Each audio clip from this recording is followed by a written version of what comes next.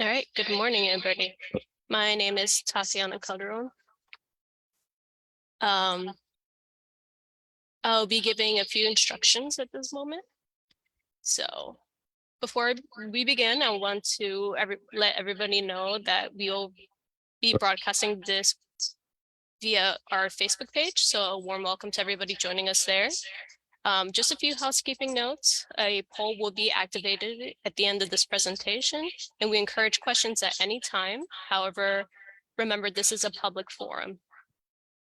All right, so hello, everybody. My name is Tatiana Calderon. I'm the Autism Initiative Coordinator here at Synergia's Metropolitan Parent Center. Just a few words about Synergia's Autism Initiative. The Autism Initiative project is funded by a grant from the New York City Council under its Autism Initiative. This project supplements the work of Synergia's Metropolitan Parent Center by bringing increased awareness to New York City residents, particularly to the communities with large Spanish-speaking populations, about the growing population of children diagnosed with autism spectrum disorder. A strong outreach component targets families of children with suspected or known diagnosis of autism spectrum disorder who are not receiving appropriate educational, health, and other related services. So I want to thank you all for being here. Before we get into it, a little bit of information on our presenter today. Sorry. JC Cortez, our Director of Training and Development. Sorry. Since completing his master's at Columbia, JC advocates for children's rights and disability justice, improving New York City's public and special education, and eradicating HIV and AIDS. His professional experience provided a front seat to educational policy, working with parents and families to legislators in every neighborhood in New York City and across the United States. His experience in education and policy extends well beyond New York City, including Brazil, the Dominican Republic, and Mexico. In his spare time, JC literally runs marathons for charities for causes like HIV, AIDS, UNICEF, and Achilles International, where he continues to guide and help train athletes with disabilities. So welcome to Synergia, everybody. We're so glad you could join us. If you have any questions, please feel free to write them in our Q&A or in the chat box. And if you're joining us via Facebook Live, you can have your questions in the comment box. Thank you. And I'll pass it on to JC. Thank you.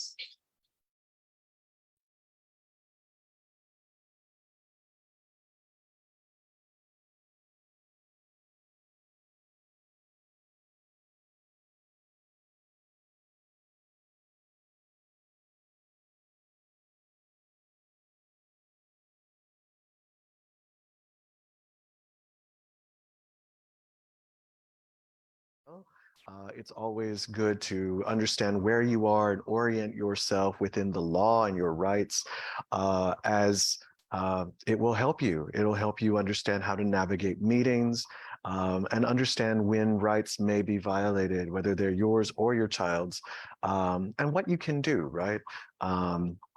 There's always that saying, you don't know what you don't know.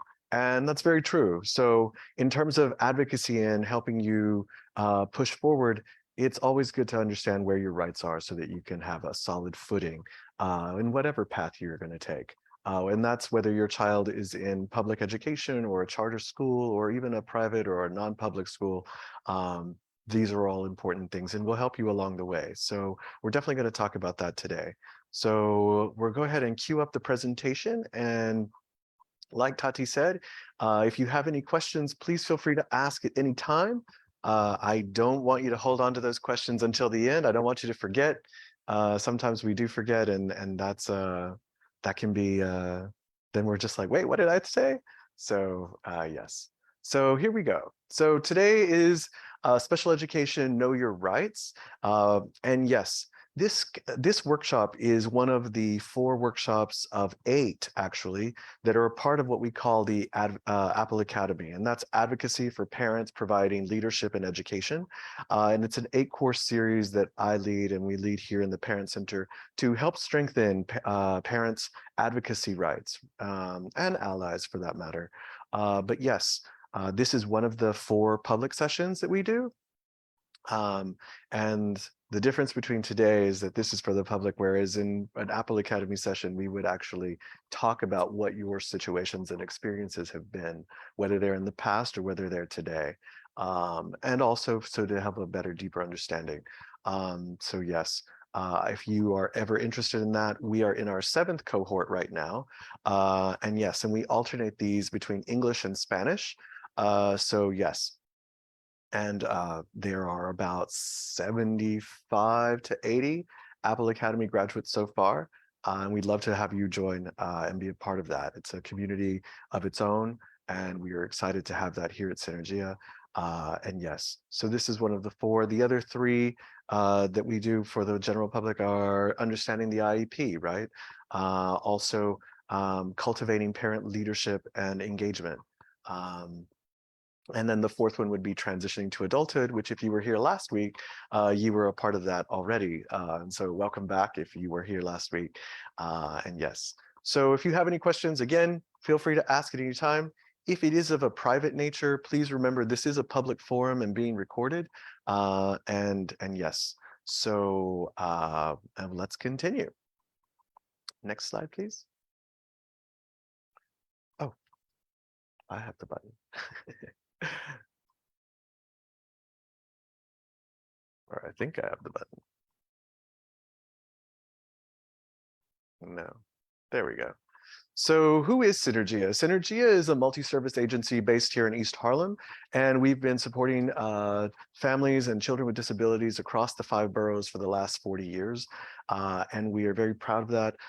We also here in the Metropolitan Parent Center, the organization as a whole typically focuses on adult services for people with intellectual and developmental disabilities. However, we do have the Metropolitan Parent Center, which is unique in that we focus on parents with children with disabilities ages 0 to 26. And so that can be early intervention, right, which is 0 to 3, or it can be preschool special education ages 3 to 5, or then school age education, which is typically grades K through 12. And then if after 21 years of age, then if you're still pursuing education, then we can assist you in certain matters as well. So that's what we do here. We also focus on one-on-one parent advocacy with our special education specialist on staff, and they can give you that one-on-one support, whether that's going to an IEP meeting, right? Or to understand what your rights are, to understand what situations you might be encountering in your child's school at that moment.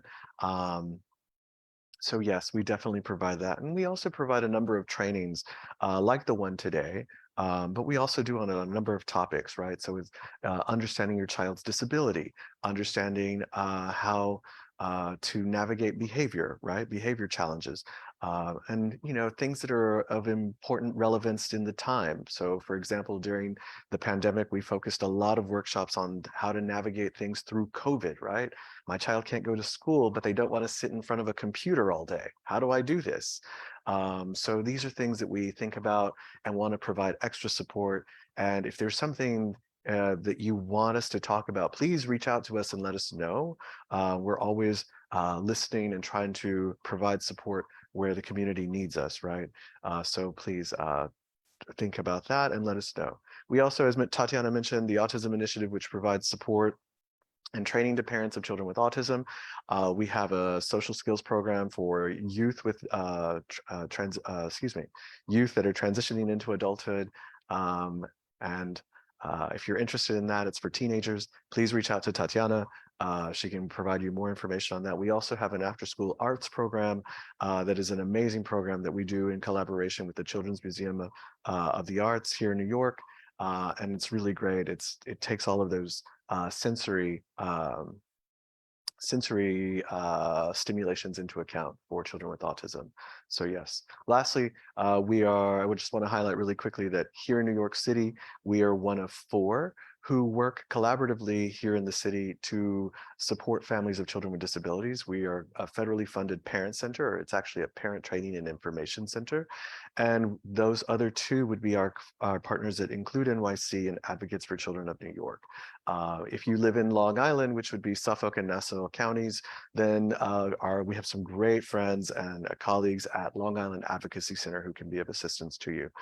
So yes, Most of the information that we provide and services are at no cost to you, and all of the information has been vetted by the federal government and by other professionals here. So please feel free to reach out to us if you ever find yourself in need of additional support or guidance. We always welcome that. Let me see if my clicker works.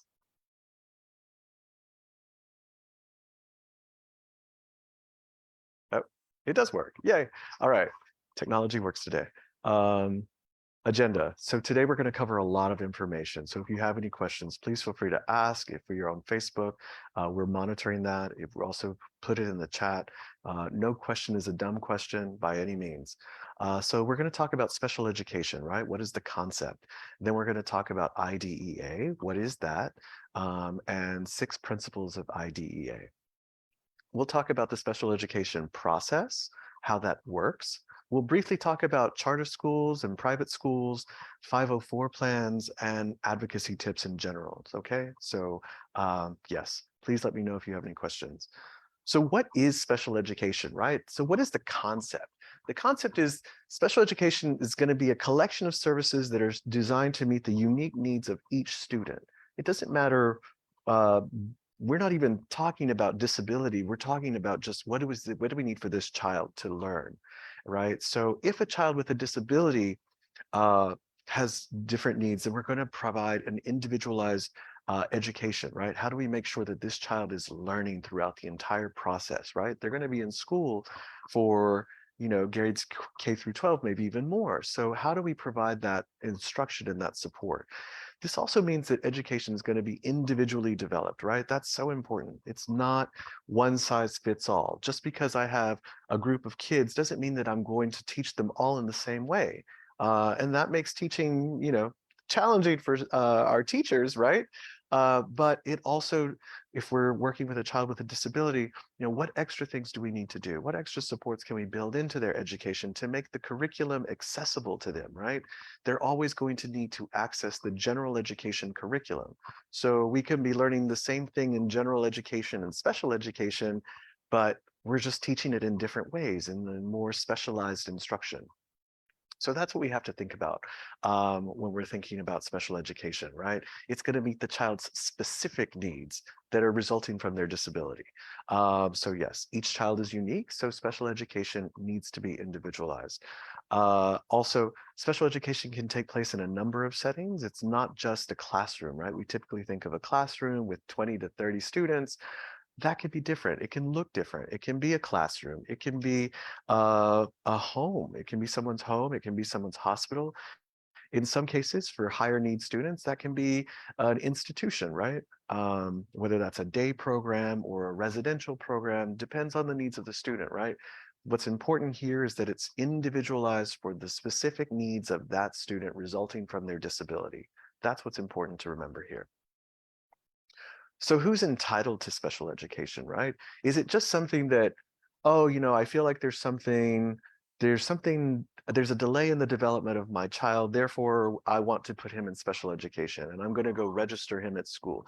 It doesn't work that way, right? The law says that somebody has to be eligible. So we have to determine if they're eligible, which is going to be really important. So any student with an impairment in need of special education or related services, and we'll talk about what those are here in a bit, and has one of the 13 classifications under IDEA. But before we talk about that, we have to understand what it is to get there, and that requires eligibility. And we'll talk about how you become eligible, right? I'll tell you in short, that's going to be an evaluation or evaluations plural. But yes, but here, just to give you a snapshot of New York City's and special education, during the 2018-2019 school year in the entire United States, roughly 27% of Latinos and 14% of Black school-age students were receiving special education. That's the entire United States. Now in New York State, those percentages are almost double, right? It goes up. It's 32% for Latino students, 21% for Black students, respectively. And then here in New York City, which is very alarming, it's 49% for Latino students and 28% for Black school-age students. So it's almost the double of the national rates. That's very disconcerting. And right now, and I have an asterisk here, is that we don't understand what that's going to look like after this pandemic, right? Because we know that so many children did not receive the proper evaluations, if they were evaluated at all. Those interventions that come with early interventions, maybe they didn't happen, or they didn't happen and they weren't as, or they did happen and they weren't as effective, right? We know that teletherapy worked better for some students than it did for others. Um, so we have to understand that, right? We also know that our public schools, or all schools actually, were challenged, right, when it came to masking and mandates, vaccinations and all of that. So, you know, all of that is to say that these numbers are probably going to be worse once we have the data from these past 3 years, the pandemic years, right? So we need to take that into account and be sure that we're being on top as parents and advocates in every way to support children with disabilities. So what is IDEA, right? Some people might say it as IDEA. It's clearer to me, at least, whenever we say IDEA, and that is the Individual with Disabilities Education Act.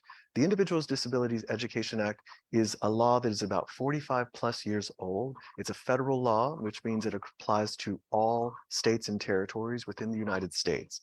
And this law is basically the backbone of special education here in the United States.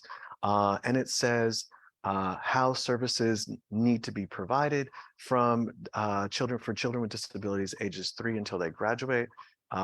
There's Part B and Part C, which you don't need to know, but all that is to say is that it builds into ages 0 to 3 so that it's not overlooked. But yes, and it supports children with disabilities until they age out of the system, until they age out of high school. And so yes, it also ensures that children with disabilities receive a free and appropriate public education, which is a concept we're going to talk. It's so important. Some might call that as FAPE. To abbreviate it, right? There's an abbreviation word soup everywhere we go, and this is part of that.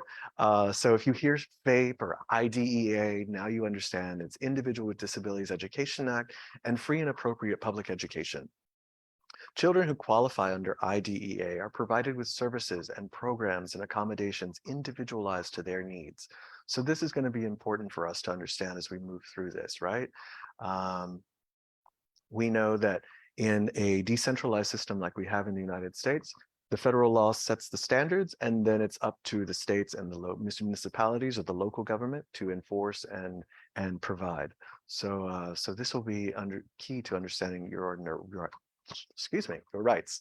So principle number 1, FAPE, right? I just spoke about it, free and appropriate public education. So yes, that concept says that we have to provide special education and services at the public's expense. That's at no cost to you, the parent. It's at a cost to the taxpayer. So it's indirectly something that we all contribute to in the payment of our taxes. And yes, and that happens also at all levels, including appropriate state-approved schools. But yes, students with disabilities will receive the same educational opportunities as their non-disabled peers. So anything that happens for a non-disabled student, those same opportunities have to be presented in some form or spirit for students with disabilities as well. Students must provide schools may provide must provide students with an education, whether that's specialized instruction or related services, and that prepares the student for employment, post-secondary goals, independent living, right? Yeah, so if a student maybe they want to live on their own, or they want to live in a residential community setting, do they have the life skills to do that? Do they have the employment traits that we want to see, right? Can they be on time? Do they work well with others? How can we support them so that they can be productive or more productive in their settings, right? Having a disability doesn't mean that you can't do things at all. It just means we need extra supports to keep in mind. And how can we build those into it? So we need to be thinking about that. So what is appropriate, right? We say appropriate. What might be appropriate for you is different to somebody else. And so we need to understand what that means in terms of the law, in terms of IDEA, because we say free and appropriate public education. But who's determining what's appropriate, right? According to IDEA, some of the necessities that schools are obliged to provide, that are required to provide, They might need to provide specially designed education to meet the needs of the student. They need to address the academic or functional or behavioral requirements, right? They need to provide access to general education curriculum, and that is all provided within the IEP. But it's important to remember that appropriate does not equal the best. Unfortunately, it doesn't work that way. We all want the best for our children. Don't get me wrong, and I completely understand this. However, the law doesn't guarantee us that. So we need to understand, how do I work with the law in order to get those services, right? If it's not the best, then what's available to me? And then if that's not working, then I can then I have a solid basis to request something else, to request something new, right? So if I try strategy one and strategy one doesn't work, what is strategy two? Maybe they're like, let's say, I want the best that there is, but there are 3 steps to getting there. I'm going to try the first step and see if that strategy, that intervention is effective. If that intervention doesn't work, then I need to think about, okay, let's try strategy 2. And strategy 2, we try that intervention. That intervention doesn't work. Okay, so now we can ask for the best because it's the only other alternative that we have, right? But we have to get there. We can't just request it. You know, when we go and request something, we don't typically request the best thing that there is, right? We look at it in other ways. So this is one way to think about it. How do we achieve FAPE, right? So FAPE is achievable when we provide those special services, and that's services for academic needs, right? How to support a child in their reading, how to understand, how to support them, you know, to better engage with the curriculum. Learning styles, right? As the child a visual learner and they like to see things? Are they a tactile learner, which means they like to touch things? Are they an audio learner, right? And they oral learner, excuse me. Then they like to hear things. They understand by listening better, right? We all have different learning styles, believe it or not, even adults, disabled and non-disabled. So these are things that we have to understand to make education more accessible. Behavioral needs, right? We always want to make sure that a child is able to learn and behave in a manner so that they can learn and not interrupt their own learning, but also not be a disruption to the learning of others. So that's important as well. Speech and language services. It might include, you know, if a child has challenges pronunciating, right? Enunciating their words. It might be something else, right? Sometimes we need to flex certain muscles in the jaw or in the tongue, learn how to use our tongue. And there are exercises, believe it or not, it's fairly remarkable. All of the things that a speech therapist can do. But yes, and also instructional modifications. Do they need accommodations? Do they need more time to take a test? That's an accommodation or a modification. Do we need to do we need to alter the entire exam and modify it in a way that makes it more feasible, right? Whether that's making things a little bit more simplified or maybe not as much content, right? So how do I do that? And we need to take into account the learning environments that we're providing this in, the education in, and make sure that it's accessible to a student with a disability. So that's FAPE. Now we're going to go on to principle 2, which is LRE, which stands for least restrictive environment. I apologize if there are so many acronyms. It's just the nature of the beast, unfortunately, but don't worry. Least restrictive environment, LRE, means that a student who has a disability has the opportunity to be educated with non-disabled peers. That is their right. So we want to make sure that we don't put a student in the most confined setting, right? We know back just not even 2-3 decades ago, you know, special education students were, you know, basically hidden or put off on their separate wings. We, you know, or in the basement. We know, you know, that they were like, separate them, hide them, don't show them. And that was something that was done in the past as a common practice. Thankfully, we're past that. And we now are trying to promote inclusion in all aspects. You know, when we talk about diversity, equity, and inclusion, inclusion does highlight not only ethnicity and race, but it also means ability and disability. And so we need to integrate those students with non-disabled peers. Why? Because it makes us all stronger, right? We realize the abilities of somebody are not limited by their disability. and it can be overcome with supports and services. So we need to understand that. And we need to provide that integration at the greatest extent possible. Students are provided with supplementary aids and services to achieve these goals in a general education settings. And we're going to look at this right now, actually. So in New York City, we have a number of settings for least restrictive environment. It might look different outside of the city. One thing I always remind parents is that despite the flaws and imperfections that we have in special education here in New York City also has the best special education in the United States. And people, families, even personal friends of mine with law degrees and professional degrees have moved to New York City because we do have these services and because they are a part of our public education system. We have 1 million students enrolled in New York City public schools, and of those students, about 260,000 have IEPs. That's a lot. It's not going to be perfect, but we strive to do that. And we have supporting agencies like Synergia, Advocates for Children, and Include NYC that can help you ensure that you're maximizing that to your best ability, right? So in New York City, we're going to have a little few more extra settings than we would in outside of this city. But yes, that also includes an ICT, an integrated co-teaching class. And we're going to look at this now. So this is the continuum of New York City's education, right? And so we see here, we're going to start at the bottom. We're going to start at the very green, the Kelly green, right? And at the bottom, we have general education. This is where everybody starts. Everybody starts in general education. We're at least in theory, they're starting in special general education. And then we understand what their individualized needs are, right? So maybe we need additional services, right?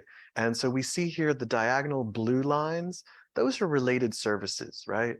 And related services can be added at any level of the continuum here. So we can have related services. What are related services? Related services are services like speech therapy, occupational therapy, physical therapy. So even if we're in the general education classroom, as we see here, general education can still have related services. So I can be in general education and still have a speech therapist or an occupational therapist or a physical therapist. I don't need to be in a specialized setting necessarily to have these services. These are related services. They're not part of the specialized instruction. So what we have going vertically are the instruction settings, the instructional settings. So we have general education, right? Or we can have integrated co-teaching, which is a mix of students with IEPs and students without IEPs. It's usually a 60-40 split, 60 being the non-disabled students. And nobody knows who has an IEP in those settings, okay? So it's not like, oh, we divide the 40% with the IEPs over here. Nobody ever knows. And they have two teachers. They have a general education teacher and a special education teacher. Then we have the special education teacher support services, or SETS, right? And that's a special education teacher who just comes into the classroom occasionally or regularly to help the general education teacher modify the curriculum. But if we need more, right? Say we have a student with more needs, and that's okay. We have different settings, and this is something unique to New York, but we have a SETS teacher in a separate location. So it might be a different classroom, right? The resource room, or a different classroom altogether. However, if it's a regular class, then at that point it becomes a special class, which is where we are here in the middle with the pea green. And a special class would be a special education classroom. Then if the student has more needs, maybe they're in a special type of program, right? And they're in a specialized class in a specialized school. And that's okay too. In New York City, we have community schools. Community schools, they're very common here in New York. And it makes sense given how concentrated our population densities are. It might be 2 or 3 schools, maybe even 4 in one school building, right? Because we have our buildings that go straight up, right? And we make use of that school and that use of that building. So maybe that's a school. We have one school on the 1st and 2nd floor, a different school on the 2nd and 3rd floor, and so on and so forth. So yes, so we definitely have a lot of special education classrooms spread out across the city like that, right? So yes. And then if we go up one more, Then we have home and hospital instruction. Just a brief note on that. Home and hospital instruction is not intended to be a permanent setting. Home and hospital instruction is for the length of a child to recover, right? So let's say they broke their leg and they're not going to be at school for 6 weeks, right? They had to have their bones surgically healed and set. That's something that's definitely going to be the student's going to be out, right? So maybe they have home instruction or they have hospital instruction. Once the doctor says, yes, you can provide instruction in the classroom, then that becomes something that happens. Or if they're at home, right, and they're home recovering, then you have a teacher that comes.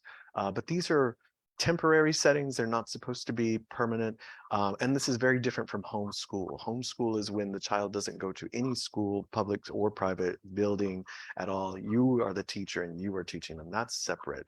That's homeschooling. But this is home and hospital instruction. And then lastly, we have non-public day and residential school. So we have a student with higher needs, severe needs, maybe even. And they need a feeding tube. They need a sterilized room, a classroom, right? A sterilized setting so that they can learn.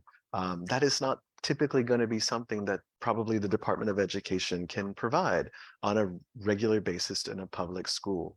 And so that might require a residential school, right? Or a non-public school. So these are different, this is understanding the curriculum.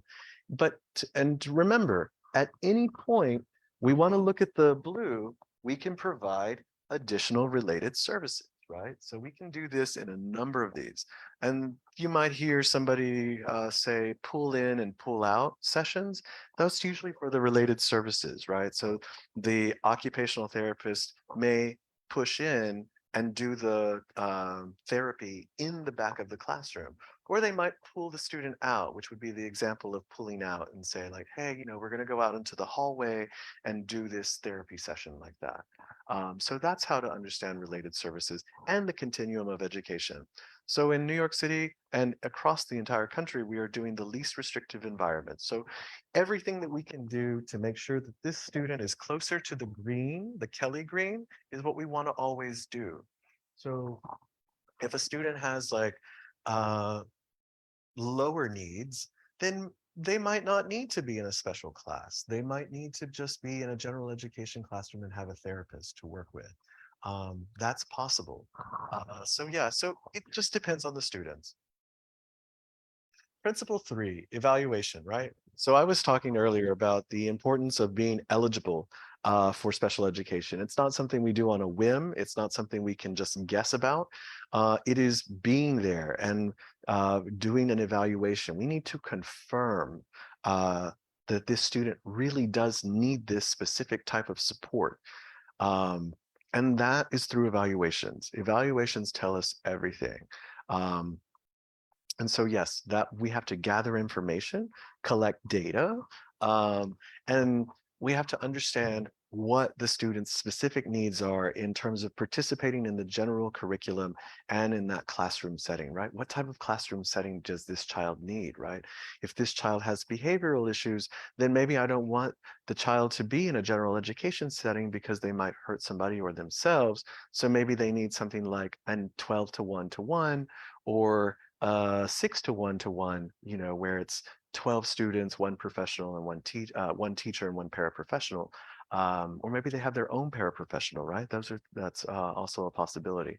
So we need to understand what the child's unique needs are and what we need to do to provide them with the education supports to get the education they need. So yes, there are a variety of tools and strategies that must be used to gather this information, including information from you, the parent. You, the parent, you've seen this child all your life typically, right? You know your child best. Everybody will tell you this. You have a PhD in your child. Maybe you don't understand the behaviors that they're exhibiting, but you don't need to. You just know this is who my child is. This is what typically triggers my child. This is what soothes my child. I know not to do this. I know what they like. I know what they don't like. You have all of that information and nobody can take that away from you. You understand how they got their, any scars, any bruises, anything that's ever hurt them. You understand those things. You might understand that your child has hypersensitivity to sound and needs earmuffs when the train's going by. These are just examples. So yes, there are a variety of tools, and I say this because no singular evaluation should be the determining factor for special education. It's a number of sources of information. Information from you, the parent, information from an evaluation, information from observations from a teacher or a school psychologist, right? We need different sources of information to confirm the same thing. It's not just, oh, my child took an IQ test and therefore they are this. It doesn't work that way, and it should never work that way. We never want things to be based on one thing alone. People and different professionals need to be able to give a similar opinion. So this is important. Also, and this is really important, a parent must give consent to evaluations before the evaluation is conducted. And this, I'm going to stop here for a second because parents need to give informed consent. Informed consent is different than you just signing on the dotted line, right? You're not buying a car and signing a car loan.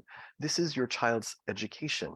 You need to understand everything that's in this thing called an IEP, and it's an individualized education program. And it might be 10 pages, it might be 30 pages, it might be longer than that. I've seen some big ones.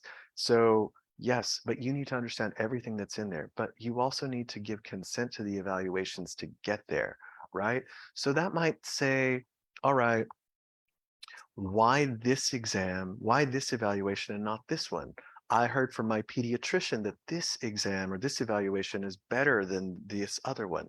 Is this evaluation being given to my child in their native language because they better communicate in that way? Is there another alternative? Is this professional? How much experience does this professional have doing this, administering this type of evaluation? Do they have experience working with children like mine? Where did they get their credentials? These are things that you are allowed to ask. And you know what? If it's troublesome for somebody on the school team, that's not your problem. These are your rights. So please take advantage to understand and ask all the questions until you are satisfied. And then once you are, then you have informed consent and you can sign on this line and say, okay, please do this evaluation. Why is an evaluation necessary? As I stated before, evaluations determine eligibility, plain and simple, and that's the law. There's no workaround around this. Special education services, initial evaluation needs to be conducted in all areas of concern, whatever that looks like. Maybe they have a speech delay. Maybe they're not moving in a certain way, right? Maybe they have limited movement of their hands or their arms or their fingers. Maybe um, they don't respond to noises, right? Or maybe they don't understand certain things that you're saying. So these are, anything that you suspect, this needs to be included and evaluated in those initial evaluations. So yes, an evaluation typically will carefully examine a student's abilities, their strengths, their needs, and that's by a team. It's not just by one person. That's you, the parents, teachers, and specialists, right? Professionals. The purpose of an evaluation at all times is to determine whether a child has a disability and will require special education instruction or related services. What does that look like? We're always wanting to answer questions, right? And we'll talk about what those questions should be. Are there timelines? Yes. We can't just start this process and do it whenever we feel like it. It needs to be IDEA, the federal law, says that there's a 60 school day, oh, sorry about the typo, 60 school day timeline for parents to consent for evaluations and the determination of eligibility and any special needs of a child, right? So that means 60 school days. Let me explain what that is, right? So we know we have calendar days, which is Monday through Sunday or Sunday through Saturday, right? All days of the week. We have work days, which is typically Monday through Friday, right? And then we have school days. School days are typically the days that the school is open. So I need to clarify that though, because you might say, oh, we're in the middle of summer. It's July 18th, JC. The school is closed.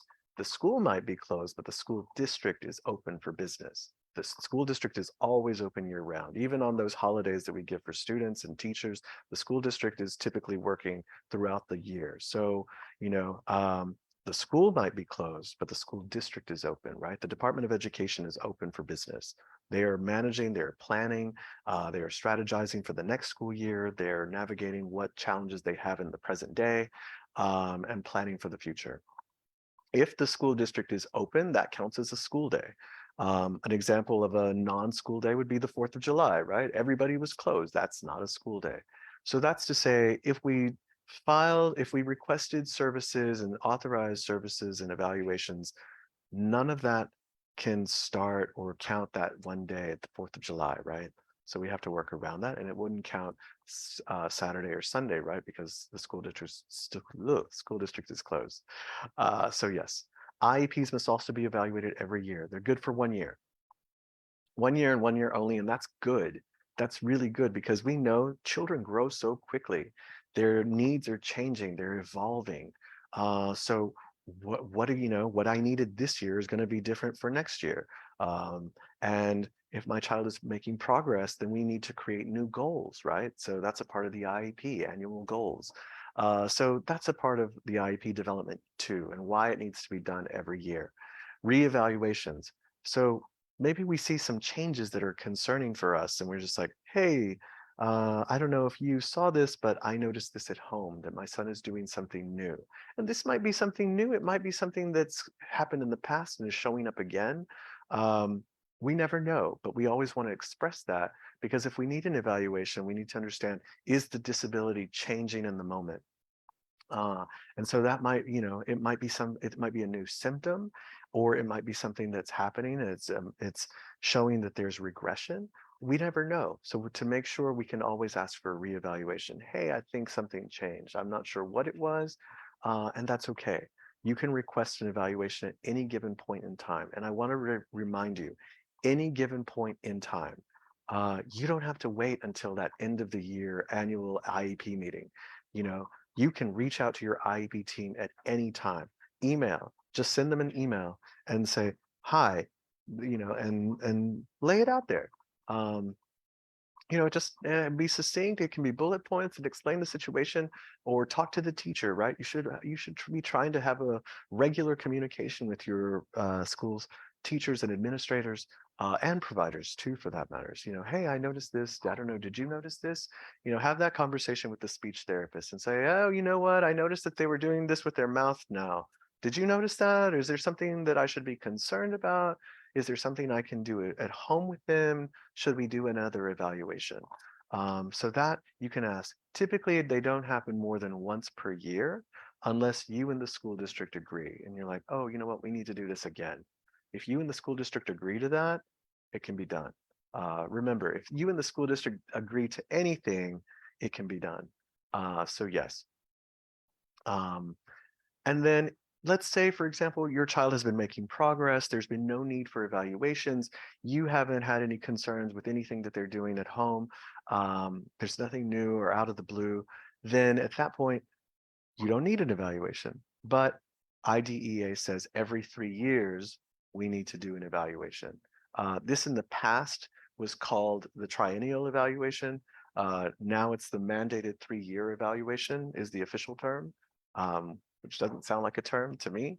But yes, and your child will undergo evaluations just to understand where they are. If anything has changed, if anything hasn't changed, we just need to confirm, right? We don't want to leave a student unevaluated for too long, because we need to understand where they are, right? And remember, IDEA says we have to cater to their individualized specific needs. What are those needs in the present day? Evaluations will help us get there. So yes, so if you don't have any needs, then one will be done every 3 years, and that's a good thing. And yes, if you need something soon, as I said, sooner, then as long as you and the school district agree, that can be provided. Principle 4 is the IEP. We could spend a whole day talking about the IEP. The IEP is an important, if not the most important, part of IDEA, and it's the individualized education program. Some people say plan. I think of it more as a program, because it shows us, what the settings are, what the placement is. And by placement, I mean classroom, right? Are they in a general education classroom, an ICT classroom, a 12 to 1 classroom? In New York City, that might be an ACES classroom, right? Or a Nest or Horizon classroom, right? What does that look like? So yes, the IEP is created by a team, and that includes you, the parents. It is your right by law to be a part of this team.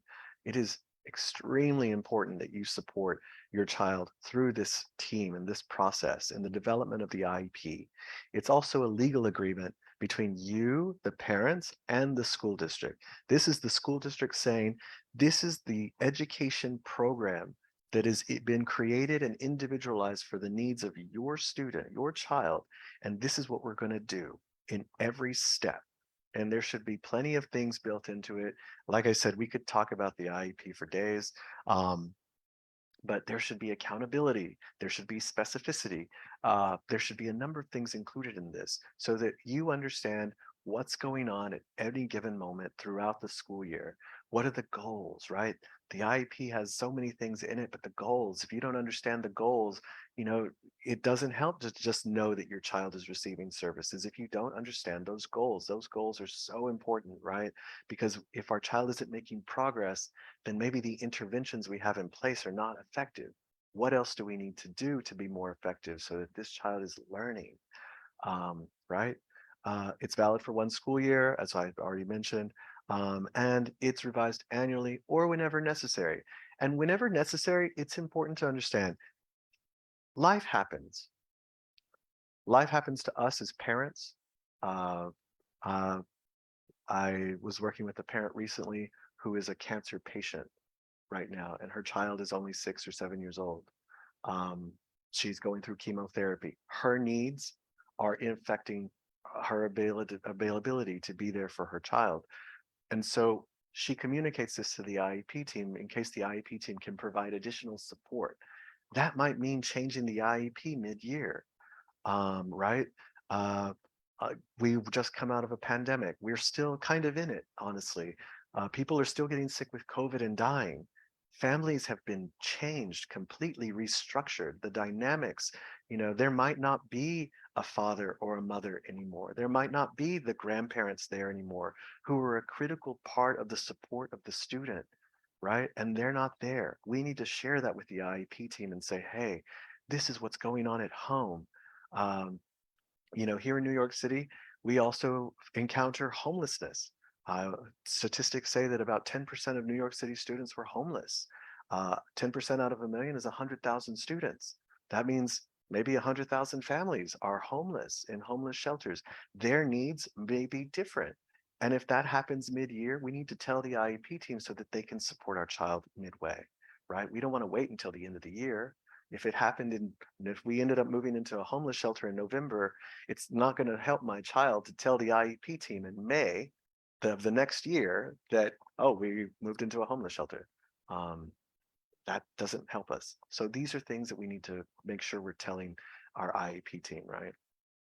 And I put in here parent involvement in placement decisions. It's so important.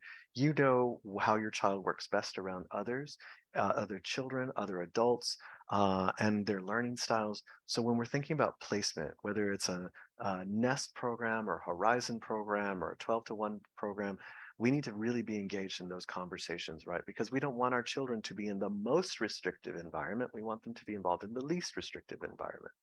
So we need to think about that. Principle 5, parent and student participation. I put student in parentheses because it's not all the time, but you, the parent, need to be involved throughout this entire process. You have to be involved in giving consent for those evaluations. You need to be involved in developing the IEP. You need to be involved in understanding the results of these evaluations, understanding the progress reports throughout the school year of your child, meeting with your parent in those parent-teacher conferences, talking to the providers if something isn't working. Hey, what are you doing? Because I noticed my child wasn't doing this and whenever they're supposed to. Or maybe they're doing something great and you want to do that at home too, right? We always want to continue reinforcing the IEP at home whenever we can. So, maybe it's talking to the provider and saying, whatever technique you just started doing and that's working for my child, I would like to learn that so that I can do it at home. Those are things that you want to be involved in, and your participation is critical to this. Um, like I just said, placement decisions, right? Where they're going to be in the classroom throughout the year. Also, your rights as a parent, you have the right to participate in all meetings about your child. You have the right to receive those reports and documents, those educational documents about your child's progress. And that needs to be in your language. Even if you speak English and you would rather feel comfortable with your native language, whether that's Spanish or French or Haitian Creole or whatever, that's okay. You can request those documents to be translated in your native language, right? We're talking about your child's education. You, as the parent and as the authorizer, you need to be able to give the best consent that you can and make those decisions. So if English isn't my first language and I want to read it in Spanish, I'm going to tell the IEP team, you know what? Can we just get this translated in Spanish just so I make sure that I understand everything that's in there? That's your right. And that's also interpretation. That's if you need an interpreter for your child's IEP meetings or parent-teacher conference meetings. You have a right to an interpreter. That's not somebody on the school staff. It's not the counselor who is also bilingual. It's not another teacher, the Spanish teacher, that is not the interpretation or translation services that you are entitled to by law. You are entitled to a professional interpretation and translation service. Translations are typically done within the Department of Education, and then the interpretation as well is contracted through the Department of Education. So if you need that, let them know because it's a part of your rights. Um, Now, I put here a student. A student's participation will become part of the IEP meeting and the development of special education goals when we start talking about transition. In New York City, that starts at age 12. We'll do a functional vocational assessment, right? Or vocational and functional assessment. Yes. But that is asking the child, hey, you know what? What are you thinking about after high school? Have you thought about what you want to do once you're an adult? Do you want to be an engineer? Do you want to work with the MTA? Do you want to work, maybe working with people, or maybe you don't like people? There's some of us, that don't like people no matter what the circumstance may be. So, what is that? What does that look like? And we want the student to participate, right? Because who better to express themselves than the student? It doesn't matter that a student is minimally verbal. We want to move away from that nonverbal language of the past and say minimally verbal and say, oh, you know what? If they're minimally verbal, maybe they want to write it, or maybe they want to use their communication device. That's okay. Whatever that is, we want their involvement because trust me, what I as a parent might know of my child may be completely different than what's in their head. Like, oh, they said that they wanted to be an astronaut, like 5 months ago. And if I ask the child now, the teenager now, they're like, I don't want to be an astronaut. I really was just saying that so my mother would leave me alone. And that happens too, right? So we want to involve them in the process. Um, and just to go off on a mini tangent here, we want to support our students and our children by teaching them self-advocacy skills, right? They need to be able to speak up for themselves and say, hi, my name is, I have this disability. These are my needs. This is what I'm going to need. Because eventually they're going to have to be able to do that, right? And we want them to be able to do that in the best way that they can. Um, so that's a whole other topic. Please, if you were here for last week, you've heard me talk about this when we're talking about transitioning into adulthood and supporting self-advocacy skills. You have to teach those. Um, and you will be thankful. And the other thing we have to remember is that we're human. We're not here forever. As much as we'd love to, and we cannot make all those decisions for our children till the end of time, whether that's theirs or ours. Like our time is finite. So we have to make sure that we provide that self-advocacy skill and teaching that. So if that means bringing the child in, for their first IEP meeting, even if it's just to sit on your lap and wave to everybody and say their name for 5 minutes, 3 minutes, and then go to class, that's okay. We want to say, hey, you know what? Why don't you come in here? It also reminds everybody at the table, this is who we're talking about. We're talking about a little child. We're not talking about somebody on paper. And it's easy to look at reports. Oh, student this, student that, student this. And then all of a sudden I see the student, I'm like, oh, It's a little different than reading them on paper, right? Uh, so yes, think about that. Um, Also, students are there for that for that assessment as well. But when they're talking about transition services, they'll be a part of the IEP meeting and invited to that. That starts at age 14. So yes. Principle 6, the last principle, safeguards and due process. What are safeguards? Safeguards is another word to say things that are built into place into the process to protect you. And these are a part of the things that are to protect you and your rights and your child's rights within the special education process. So that's parent notification. I have to tell the parent, hey, I'm going to put your child in a different setting next week. I need to tell you that in advance. I can't just call you today and say, hey, I'm going to change your child settings tomorrow. It doesn't work that way. We have to do those things in advance, right? It's called prior written notification is what it's actually called. So yes, I have to let you know in writing. If I intend to make changes in your child's related services, if I, as the school district, intend to decertify your child as from special education, that is something I want to learn about in advance. And by law, you're required to be informed. Parent consent, informed consent. Before you start the IEP services, I need to sign and authorize and say that I understand. I've asked every question possible and it is okay. Parent access to education records. You have access to those records, whether it's an incident report because something happened with behavior, whether it's a progress report and we are understanding where the child is 3 months into the school year, a report card, anything relative to your child's record or educational record, you have access to that. And you can make those requests as well. Um, Opportunities to present a due process complaint. If you are not satisfied with the decisions of the Department of Education or as the rebranding is the New York City Public Schools, um, then you can also say, uh, sorry, I appreciate this. We've tried to talk about this. I disagree with your recommendations, and therefore I am going to file for an impartial hearing or a due process hearing. It's the same thing. The other parts are maybe a mediation, right? A mediation is necessary. Um, but yes, as well as a pendency case. That's not something that happens typically, but it does exist. So you always have the opportunity to file for any of those complaint procedures at any time. You don't have to wait.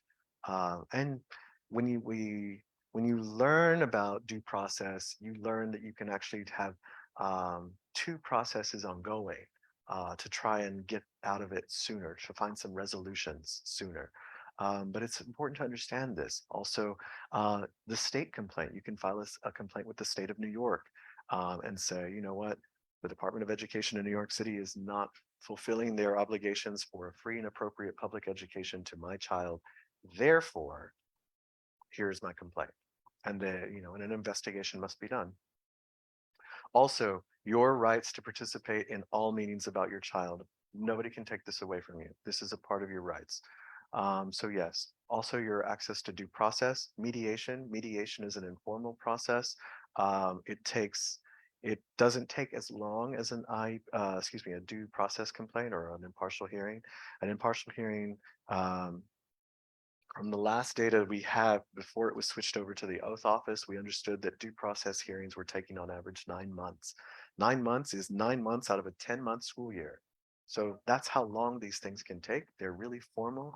Um, and we definitely recommend that you have an attorney, whether that's an attorney pro bono uh, from Advocates for Children or other service.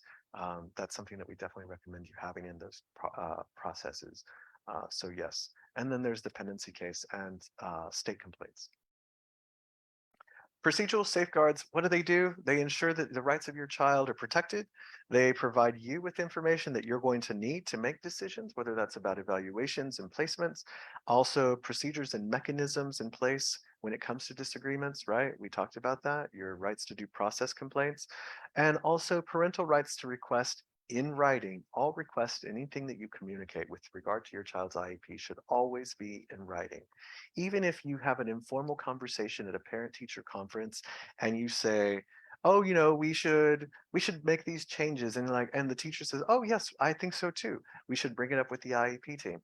After that meeting, document the meeting, right? We always want to document anything that we talk about with any school administrator about our child, and say in a follow-up email, hi, good evening. It was great meeting with you. I agree, and I'm glad that we could mutually agree that this needs to be changed within my child's IEP, or something that we could do better. And that way we can start working on these things together. You always want to follow up with those things, but do it in writing. That's what's important here. Do it in writing. Writing, if you don't have it written somewhere, nobody can prove that it happened. It becomes just hearsay. And so, yes. So yeah, even if you have a phone call with, the assistant principal, you want to say, okay, on today, Thursday, or whatever day of the week, and then the date and time, and then the name of the person you spoke with, their title.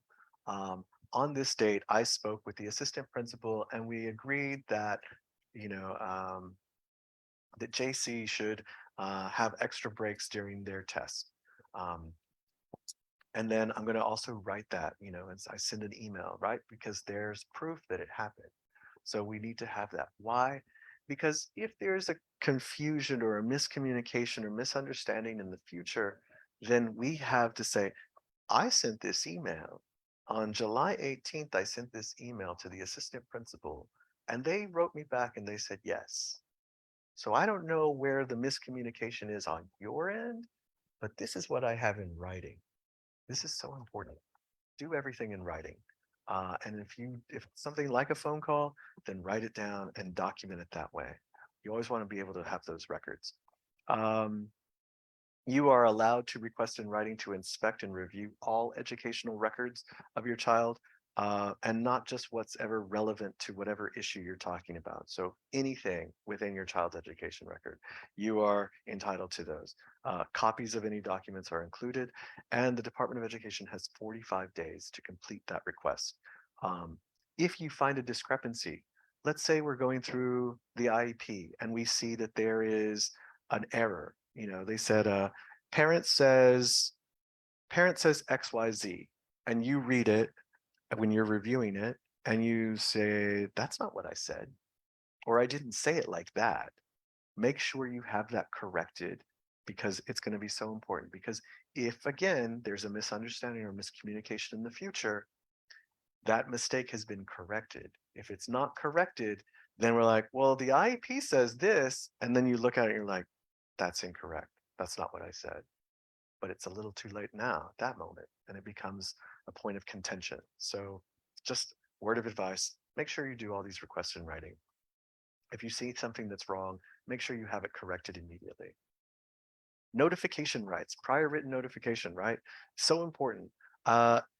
Whenever the school district is going to propose something different or make changes, or they deny you or refuse something, that has to be done in writing. They have to communicate with you in writing. It's not just like, hi, Mr. Cortez, JC was at school today and we're going to do this as effective immediately tomorrow. They can't do that. They have to do this in writing. So yes, whether that's identifying the disability or the classification of your child.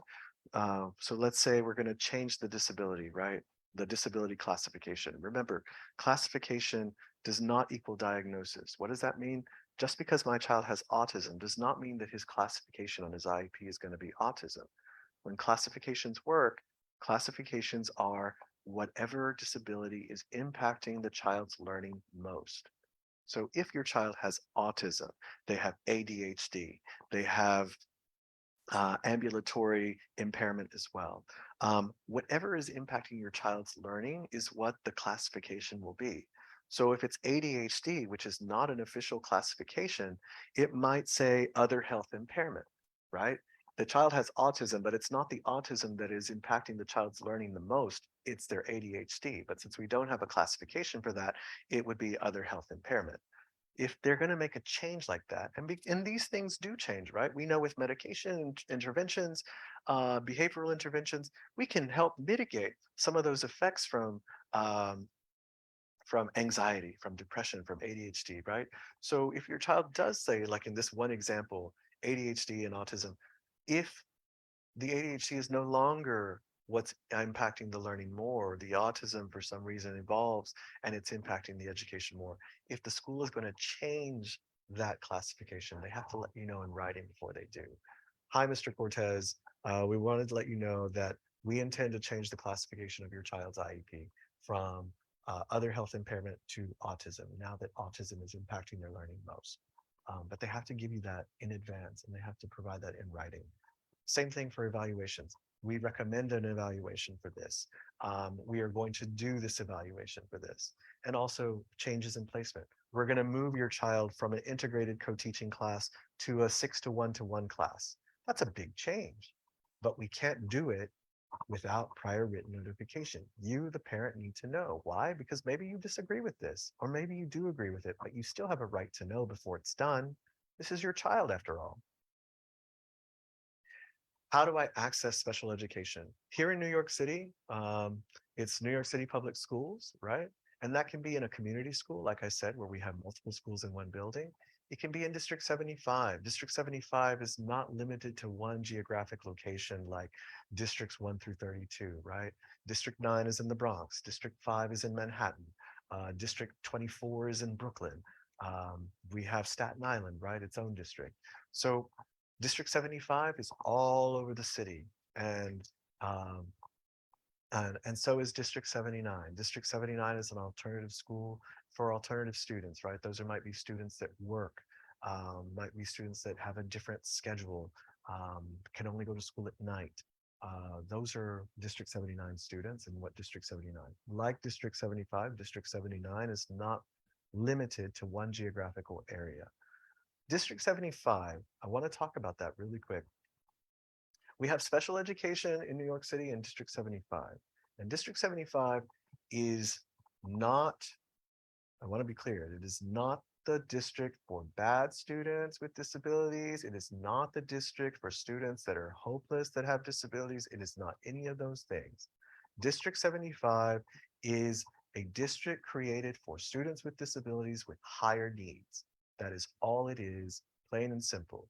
It doesn't characterize or qualify any aspects of their disability except the level of need. That is all it is. So I hear from so many parents, I don't want my child to be in District 75.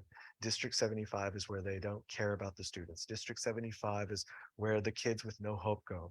That is not true. And I want to like break that myth right now. That is not the case. District 75, especially in New York City, has some of the most amazing programs. We have ACEs program. We have the ASD Autism Nest and Horizon programs. We have bilingual special education. We have all of these things within District 75. So please, that is not, if the Department of Education is saying your child needs to be in a District 75 school, please do not react according to untrue stigma that has been assigned to District 75. There's some amazing resources and amazing people working in District 75 that really care and really work hard to support children with disabilities in District 75. You might hear it as D75 too, but yes. So if you're a public school student, this is where you will see special education in the public schools, community schools, District 75 programs, and District 79. If your child is in a charter school or a non-public funded school, non-public funded means that they are not receiving, they are not open to the public, but they are funded by federal dollars, okay? That is different from a private school. A private school doesn't receive any money at all from the federal government. And that's a whole different conversation that we're not going to talk about today. We just don't have the time. But that's to say, if your child is in a charter or a non-public funded school, then the New York State Department of Education will be the one involved. And if it's a private non-approved school, then it also will be the New York State. Charter schools have the option, we'll talk about it in a minute, but charter schools have the option of which services they will provide. If they do not provide them, then the New York City Department of Education has to get involved and provide those services through the central-based school team, the CBST. So yes, we'll talk about it, don't worry. Due process rights, if you never agree or you don't agree with this IEP team's recommendations, you have access to an impartial hearing, to mediation, dependency, and also a state complaint. So we've talked about IDEA, the principles of IDEA. Now we're going to talk really quickly about the special education process, right? We're going to rinse and repeat, and we're going to do this really quickly. Identification, right? We have to identify the disability or the concern. We have to make a referral so that we can get the evaluation. Then we do the evaluations and we get the eligibility. If those evaluations say, yes, your child has autism, they confirm this. Then at that point, we develop an IEP. Then we determine the placement, which type of classroom they're going to be, what type of services they're going to receive, related services. And then if you need it, due process is always available to you if you have disagreements. Who's involved in the process? Again, a lot of this is rinse and repeat. So it's going to be you, the parents of the legal guardian, the child, if it's appropriate for the child to be there, right? Especially once they're 14 years old and they want to talk about transition services and planning. And then the school-based support team. That usually is the social worker, a general education teacher, a special education teacher, a school psychologist, the social worker may be a counselor, uh, the district representative. In the city of New York, the district representative can also be somebody else on the IEP team that already is there. In this case, it's usually the school psychologist. And that is the person who is going to sign the IEP on behalf of the school district, right? Remember, it's a legally binding contract. The IEP is a legally binding contract. So you will sign it and the school district will sign it. So there has to be a representative there, right? So yes. And if your child is in non-public or a charter school, it'll be somebody from the Committee on Special Education. Identification, if you have concerns about your child having delays, you want to know the causes or you suspect that there are other causes involved, then this is where you want to understand, right? So we have to identify. If you notice that a child isn't really developing skills like other children, they're struggling in certain aspects of school all the time. Maybe you suspect a disability because you've heard from other parents, oh yeah, this is what that might be. Or you got on the internet, God forbid, and you saw something, you're like, oh yeah, this looks like something like that. That's also might be a reason. But yes, before you can before you can receive any services or special education, an evaluation has to be done to make sure that the child either has a disability or doesn't, right? Um, I would always say to you, if a child speaks fine, they don't need to have a speech therapist 4 times a week for an hour a day, right? So we need to make sure that what we're talking about in terms of the services and supports that we're providing are appropriate. Why is an evaluation necessary? Remember, they're necessary because evaluations determine eligibility. We're going to find out the reasons of why a child is having the issues that they are, why they're struggling, why they're having communication issues, why they're having language issues, why they're having behavioral challenges. We're also going to gather more important information about their needs, and we're going to guide that decision making about the appropriate educational programming.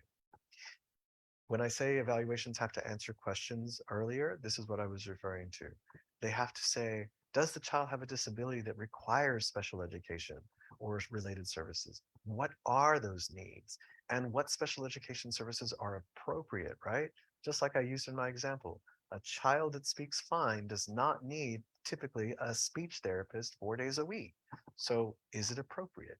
Is it addressing the real needs of the student? The initial evaluation, and this is important. This is the initial evaluation, the first time. They must be evaluated in all areas of disability. The parent must give informed consent, and schools must obtain that informed consent before the programs are initiated and provided. So you're going to give consent twice that first time, right? You're going to give consent to the evaluations, and then the IEP team is going to provide you with the IEP, and you're going to review that and then give your consent. Nobody can start the special education intervention or programs until you authorize that. School district, again, 60 days, rinse and repeat. Like I said, school district has 60 days. Um, and the parents in the school district can agree to another timeline if perhaps you're moving into a new school district, right? So maybe you just moved to the city of New York in the middle of the year, or maybe you moved to another place outside of the city of New York. If you and the school agree to a different timeline, that is between you and the school. But IDEA sets it at 60 school days.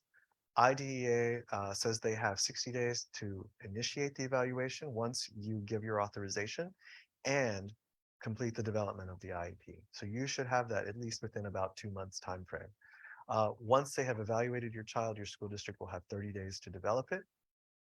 And it's important, put your request in writing as soon as you think you might want to do this for your child, whatever the case may be, in every sense of that expression. Sources of information, it's not just one test, right? Remember, there are aptitude and achievement tests. There's parent input. You know your child best. Teacher recommendations, right? They've been professionally trained to teach and they recognize issues where a child might be struggling. Your doctor's report, right? Physical report, your pediatrician, social and cultural backgrounds. If you have cultural needs, religious needs, or social needs, you need to convey that to the IEP team so that they can support your beliefs and your values in the classroom as well. Adaptive behaviors, right? Make sure that age appropriate behaviors are there for children that want to live independently or function in daily life, right? And lastly, information from all sources must be documented. You always want to document. Documentation protects you and the child and the school for that matter. Assessments. Assessments can be a physical examination, a psychoeducational evaluation, a neuro evaluation, a neuropsychological evaluation, a neuroeducational evaluation. There are a number of evaluations that I can't list on one slide, let alone 10. Um, Classroom observations of a child, social history, did you have any challenges in your pregnancy? Did you take prenatal vitamins in your pregnancy? Did you have any physical trauma, emotional trauma during your pregnancy? Was there any complications when you were giving birth?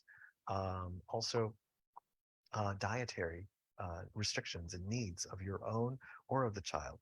Um, Other appropriate assessments that may be determined. This can include speech and language, health, hearing, vision, motor skills. Motor skills means the ability to move, right?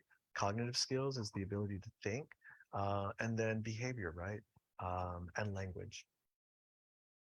The school must notify and describe the evaluation procedures that are going to be used. So I say, hey, Mr. Cortez, we're going to do an ADOS evaluation on JC next week with regard to your concern that there might be a developmental delay, in this case, autism.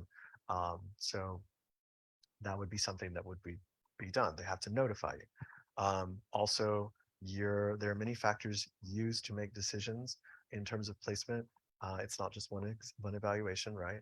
And it must be done in the child's native language or mode of communication and in the manner most likely to provide the most accurate information of the child's knowledge. So if this child is 10 years old and they're recent arrival and they only speak French, then we maybe need to do this evaluation in French since that's the only language they ever spoke. That's probably going to be the way that they communicate best. So yes. And lastly, evaluations need to be done by a licensed or certified professional. Parental role. You as a parent, you have an important role in the evaluation process because you know your child best. You can provide observations. And you know what? You are the expert of your child. I say this always. You will hear us say this here at Synergia, and you will hear this being said by our colleagues that do this as well. You are the best expert on your child. You see those observations when they're at home. So yes. And you should provide any information, again, on cultural, linguistic, or traditional value family practices. Classification tips. Remember, classification is not a medical diagnosis. Do not assume that the classification process is a scientific process best left to the professionals. You also see what's happening at home. Don't discount that. Ask questions, challenge assumptions, ask for documentation, ask for the data. It's okay. If it frustrates the school psychologist, that's not your concern. Your concern is to have everything in your power to make the best decisions. Let that guide you through this process. Remember, these are your rights and this is your child. Um, Ask for the evaluations of areas where you suspect a child is having problems. Understand the definitions of a classification. If the classification is autism, I need to understand everything about autism, how that might look like in my child's learning, where my child is struggling. Is it because of autism or something else? Right? So we need to understand that. How is autism going to change? Will it change? Will it get better? Right? These are things we need to understand, and not just about autism, but any disability. Classification should accurately describe the student's major challenges, right? What is most impacting the child? Is it ADHD? Is it autism? Is it something else? That's going to be the classification. Remember, you can challenge areas of disagreement. If you don't agree with it, speak up. These are the 13 classifications. Um, as you can see here, you'll receive a copy of this presentation. Tati will provide that. So don't worry, I'm not going to go through these for the sake of time and respecting everybody's time. If you want an independent evaluation, say you got an evaluation by the Department of Education and you do not agree with it, you can request an independent evaluation at the public expense. And if they disagree with you, then it might be a little bit more complicated and have to go to an impartial hearing. But an independent educational evaluation is defined as one provided by a qualified examiner who is not employed by the Department of Education to responsible for the education and the child in question. Um, you can also get IEEs through sometimes for free, like the Child Mind Institute or YI, or you can get it on a scaled basis, right? A scaled schedule of fees. Perhaps you only make 20,000 a year, therefore, because of that, you will only pay $200 for instead of 6,000 for a psychoeducational evaluation, right? These are these are things that you can do. But yes, um, and this is for any skill related to your child's educational needs. You can also, if the child's behavior impacts their education, you might want to consider an IEE. But yes, evaluation tips, make them request in writing, explain your child's challenges, why you think the evaluation is needed. Please have a reason. You can't just say just because, or I have an intuition. Like, okay, but what is it? How do you see it? If you can't explain it in writing, feel free to take a picture. Feel free to take a video. It's okay. And express all of your concerns about your child. Share the important information with the IEP team. Get written informed consent for evaluations. Remember, they can't do this without you. And remember, you have the right to request for an independent educational evaluation if you're in disagreement with the results from district evaluations. Lastly, we're getting there.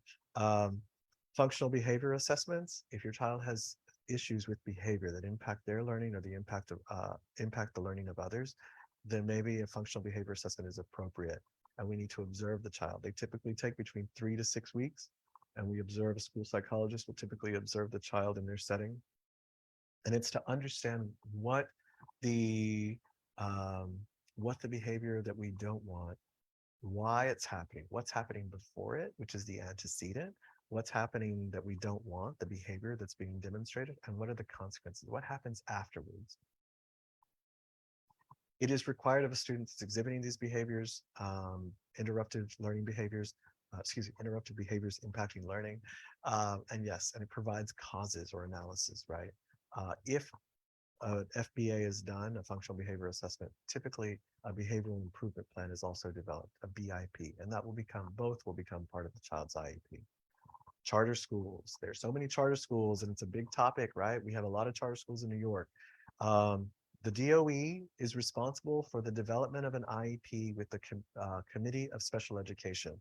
A charter school may take part in the process. Note I said may. It is not required. It is required by the Department of Education to support these students with related services. But yes, once an IEP is developed, the charter school is responsible for carrying out the IEP. So the charter school has the responsibility for making sure that everything in the IEP is happening. Now, they can provide programs and services directly. That's at the discretion of the charter school through an outside provider. If they want to do that privately, or if they want to depend on the Department of Education's providers, that's at their discretion as well. And yes, the IEP must be designed to meet your child's needs, not based on what the charter school can offer. And I want to re-emphasize this. It is not based on what the charter school can offer. If the charter school will not offer the programs that and services that your child needs, you need to understand that before you enroll your child. What I would do if you are thinking of going to a charter school, send them a copy of your child's IEP and ask them, before I enroll, and do this in writing, right? Notice I said in writing, uh, can you implement all of the services and programs in my child's IEP? If they can, they need to admit that to you in writing.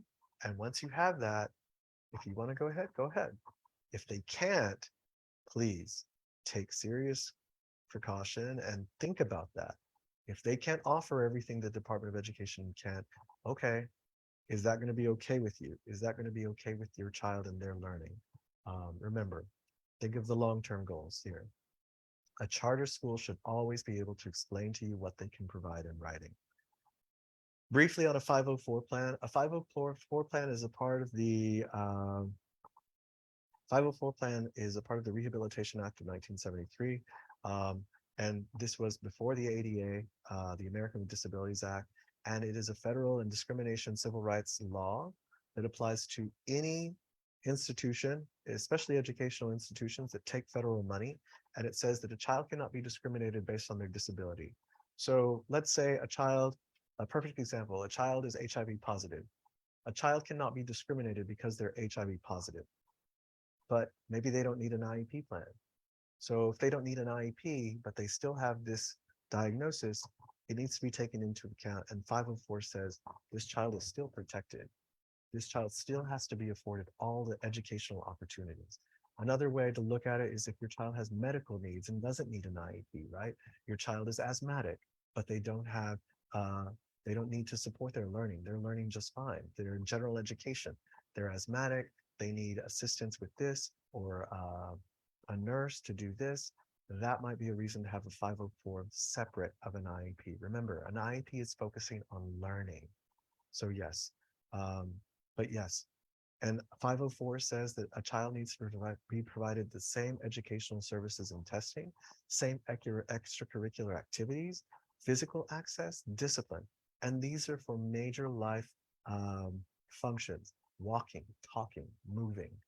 So if there are issues with that, a 504 plan might be better than suited for your child in an IEP. Remember, IEP is focused on learning. If your child doesn't have the needs for those learning supports, an IEP isn't going to be appropriate as much as a 504 plan would. Can you have a 504 in an IEP? Yes, it does happen. It's not typical, but it does happen. If there are high medical needs in an IEP, like we need that sterile environment, then that's something that we would include in the IEP, right? Child needs to be in a residential setting that provides sterile access. They wouldn't have a 504 plan for that. But yes, you can always ask for a 504 plan instead of an IEP if your child doesn't have a learning disability, a disability within the 13 classifications. You can be a better effective advocate for your child by reading, understanding your child's disability, how it affects their learning, get information, learn about the available resources, ask plenty of questions, communicate and collaborate effectively and assertively with your school personnel, organize and keep a written record. If that's digital, if you're a digital person, more power to you. If you're a paper person, whatever, it's fine. Whatever works for you, just so that you can be able to find it with ease. That's what's important. And lastly, remember, you are not alone. There are other parents out there. There are plenty of advocates out there. There are parent centers like Synergia, like Advocates for Children, like Include NYC, that have information that is at no cost to you, that can provide you with the support and education so that you can navigate special education and be a better advocate for your child. So I know it is time, a little bit after time. So if there are any questions, please forgive me for taking a little bit too long. But if you have them, please let me know. Happy to take them now.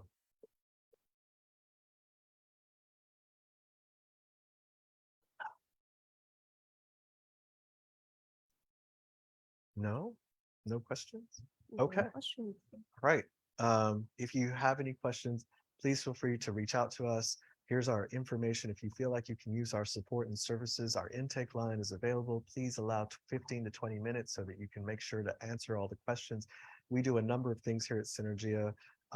amazing things.